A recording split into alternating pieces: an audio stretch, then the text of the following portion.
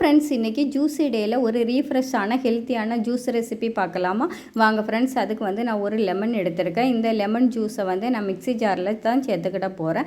இந்த lemon juice வந்து நம்ம மிக்ஸி ஜாரில் சேர்க்கும் போது வந்து சீட் வந்து எடுக்கக்கூடாது, சீடை வந்து ரிமூவ் பண்ணிடணும். இப்போ நம்ம லெமன் ஜூஸ் எடுத்தாச்சு. இந்த ஜூஸுக்கு வந்து ஒரு புத்துணர்ச்சி தரதுக்கு வேண்டி நான் வந்து புதினா எடுத்திருக்கேன். இந்த புதினா வந்து நம்மளுக்கு வந்து ஒரு ரீஃப்ரெஷ் ஃபீலிங் கொடுக்கும். அப்புறம் வந்து ஃப்ளேவருக்காக ஒரு சின்ன பீஸ் வந்து இஞ்சி சேர்த்துருக்கேன் ஃப்ரெண்ட்ஸ். அப்புறம் தேவையான அளவு நம்ம வந்து சீனி சேர்த்துக்கிடலாம்.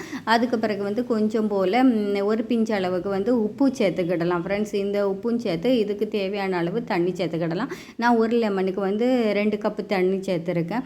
இதை வந்து நம்ம வந்து மிக்ஸி ஜாரில் அடித்து எடுத்துக்கிடலாம். இதெல்லாம் போட்டுட்டு நம்ம மிக்ஸி ஜாரில் அடிக்கும்போது வந்து ஜூஸ் ரெடி பண்ணும்போது ஒரு ரெஸ்டாரண்ட் ஸ்டைலில் ஜூஸ் குடித்த மாதிரி ஒரு ஃபீலிங் இருக்கும். நம்ம ரொம்ப டயர்டாக இருக்கும்போது இல்லாட்டா வெளியிலேருந்து வரும்போது ஒரு 3-4 பேருக்கு பண்ணணுன்னா குயிக்காக இந்த மாதிரி பண்ணி முடிச்சுக்கிடலாம்.